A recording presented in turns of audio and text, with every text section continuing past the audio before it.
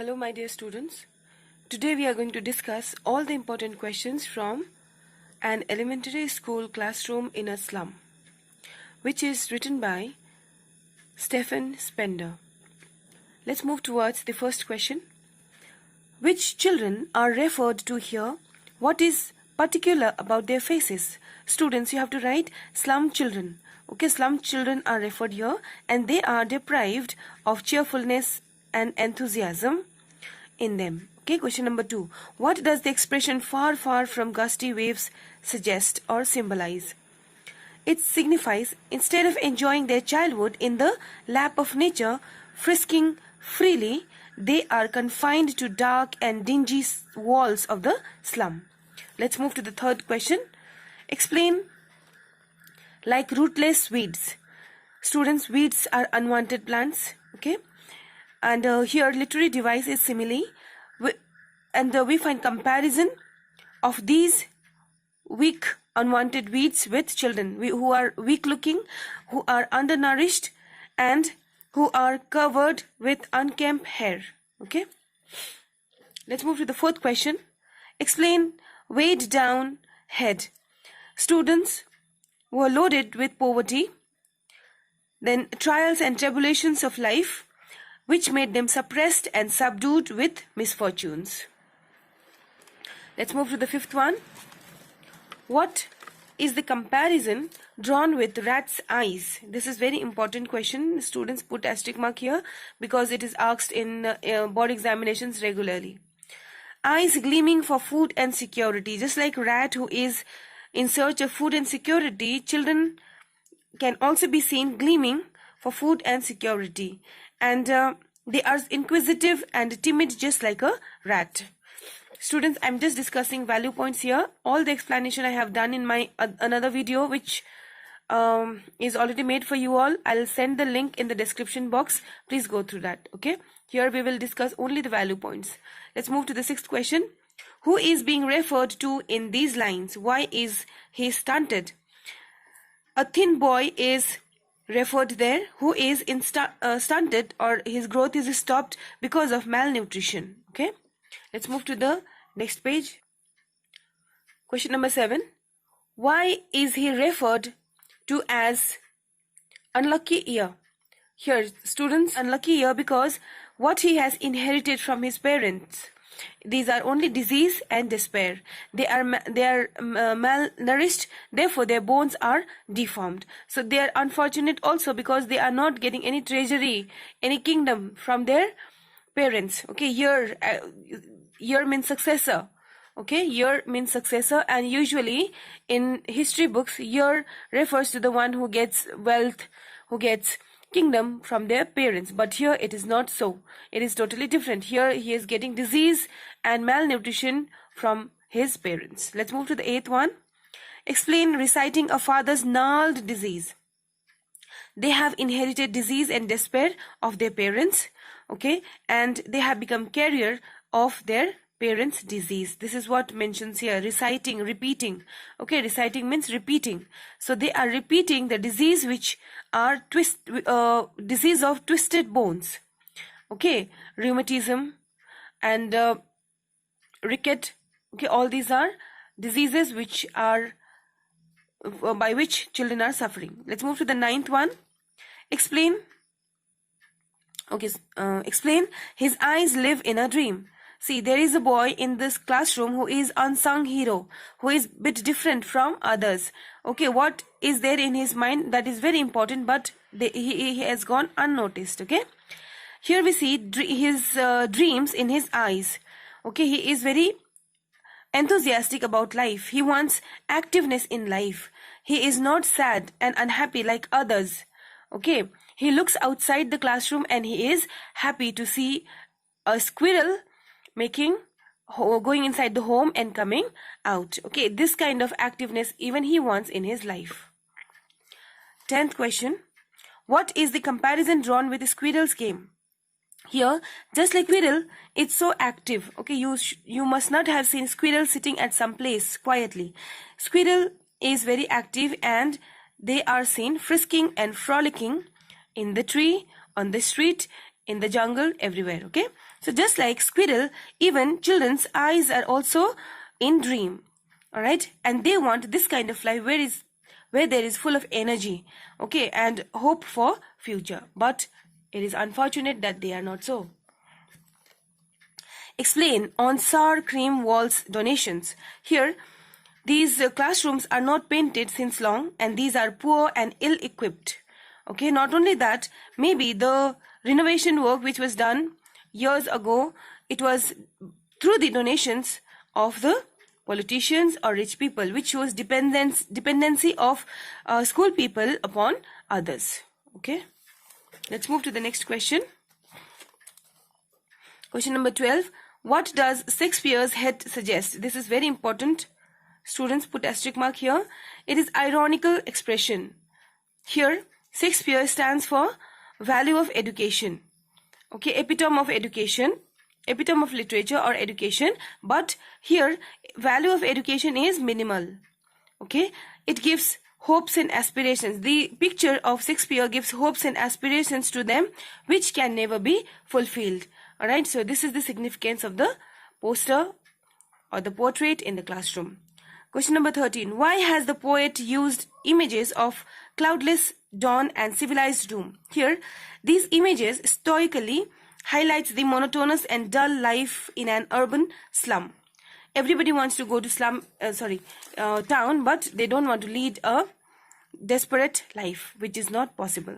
Here, they are squeezed and suppressed under civilized high dooms, and they are lagging natural beauty.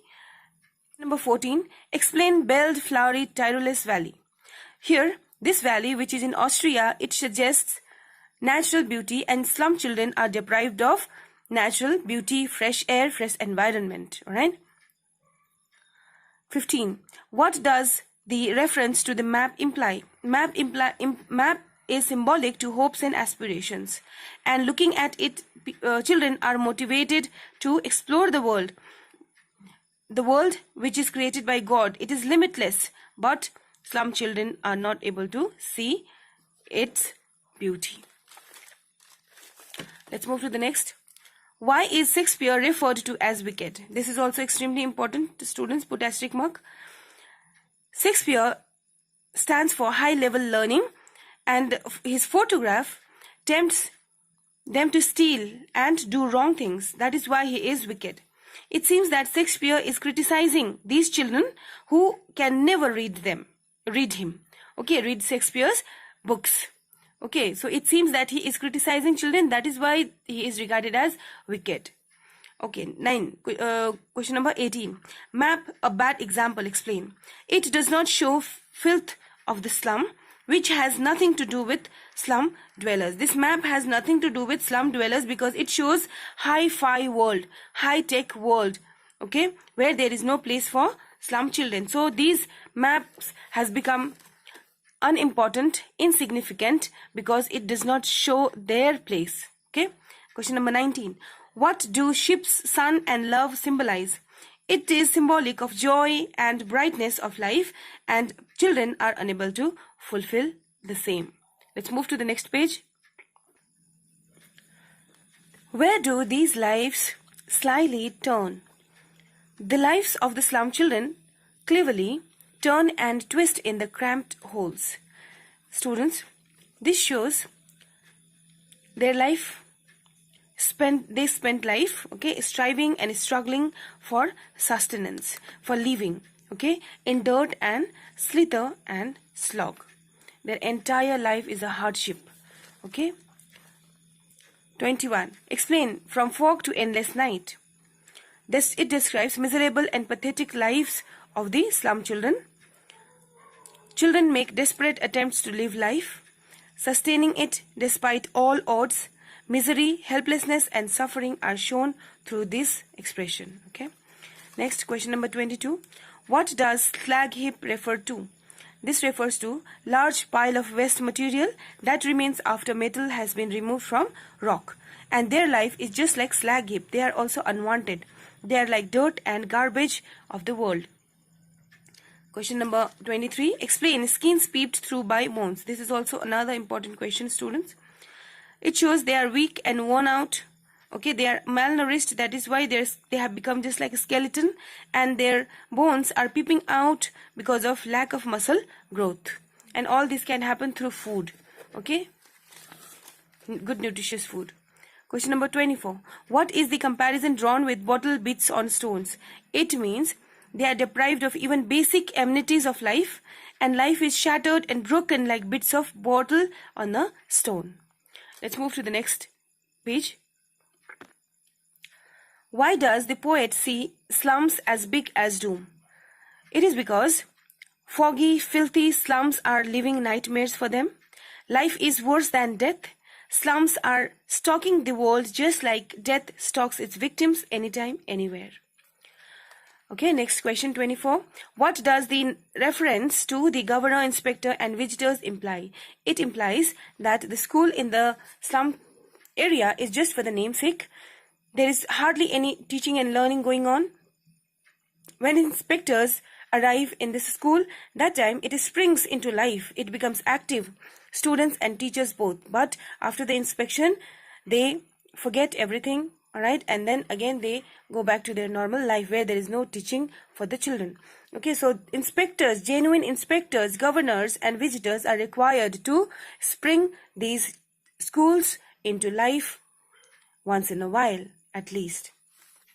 What does the word windows symbolize? It symbolizes world beyond slums, expectation of beautiful world of children, opportunities which are shut by these windows.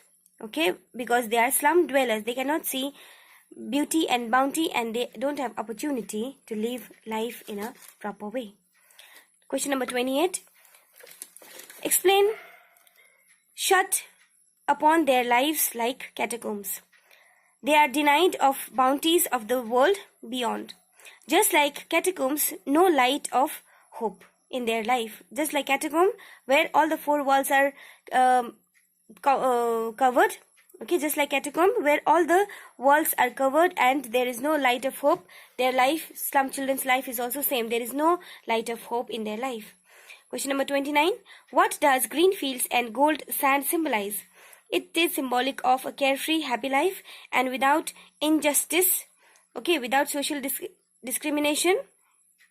They should live a happy life, and that is what symbolizes here. Let's move to the next. Explain. Let their tongue run naked into books. It means education's role. It shows education's role. Okay, they should be exposed to knowledge in order to break all the shackles, all the bondage which is made by their life, their society. Okay. Last question. What does the word sun in the last line suggest? This sun is symbolic of the grace and light of God, and here light of education is referred by sun's light. Okay, everybody should be educated in order to transform the world. This is what poet wants to tell us. I hope it is clear to you all, students. All the best for your examination. I am giving description of full video of elementary school classroom in a slum, word to word explanation in my description box. Thank you everyone.